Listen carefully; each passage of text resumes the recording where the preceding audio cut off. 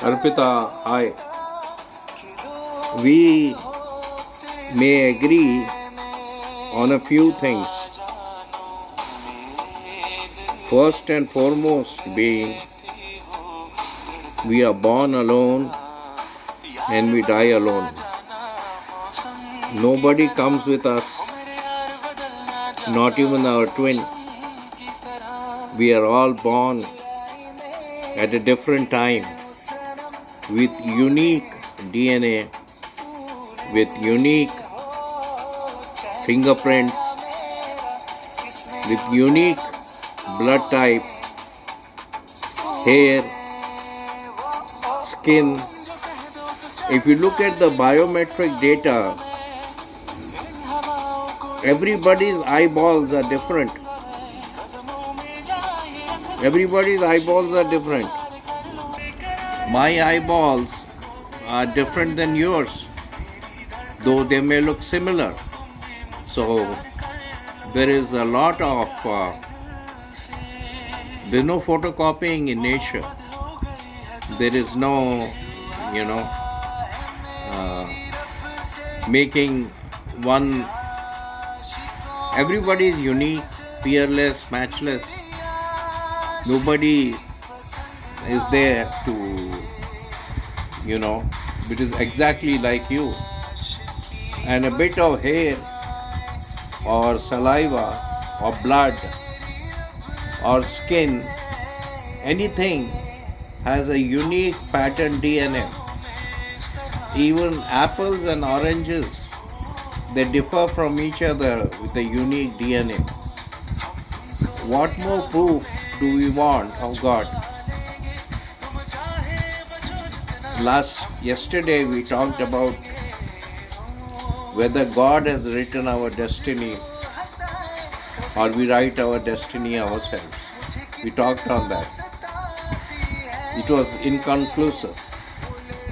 But today I'm pretty sure that apart from stupid things like if it's not written for me in my fate or my destiny, I will jump from the cliff and predestination will save me. Nothing of that, those kinds of infantile things.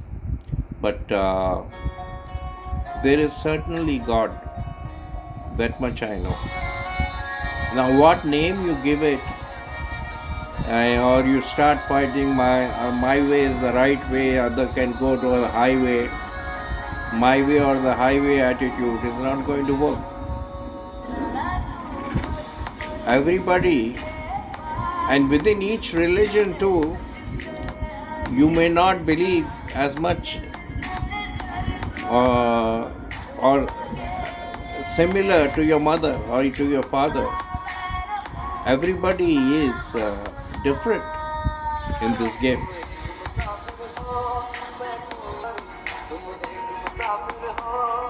And as for traveling, Arpita, travel as much as you possibly can, because you learn so much from traveling. You are always alert on your feet while you're traveling. Plus you meet a whole bunch of people of different ethnic background, of different, traveling gives you more wisdom and knowledge than books. Books might talk of theory, but travel is personal and practical. There's no theory there. It's experience. And you can't substitute experience with theories. Been there, done that is the only way. If you haven't been to a certain place and you've just read about it, you may find that the reading that you did showed that the place was heaven, but it turned out to be pure living hell. Until unless you experience the travel, you won't know. There are so many unknowns in the travel. You have to have faith. Anyway, I travel as much as I can. Sometimes I don't want to go out of Canada for few reasons, but all my travel is international, and it's been a long time since I've come to India, so I'm going to come in February. We'll go to Goa, Hyderabad, and maybe Kerala, and I want to visit the Taj in Agra. So I'll be like taking a tourist package and traveling. While my friends, they insist on driving me to Goa, let's see what happens. Because sometimes traveling with company is better than traveling alone. But but there is so much of individuality if you travel alone. I don't know how it is for a lady, but for men, you feel like a free bird. You're not shackled to somebody.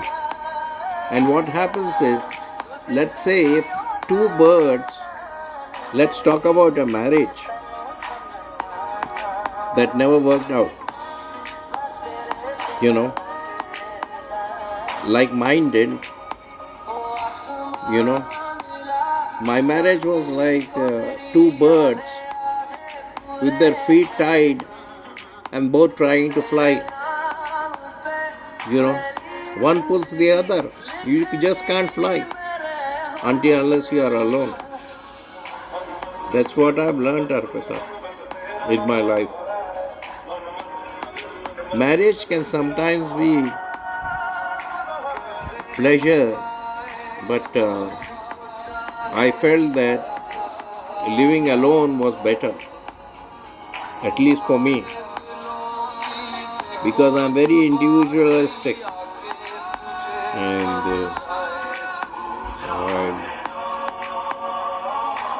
I am now free. I'm not looking because I don't need to. I just accepted that I'd be single for the rest of my life and enjoy, because marriage is a great responsibility, and especially children, if you give birth to children, they have to be looked after. You just can't leave them. So that are the reasons I would never marry.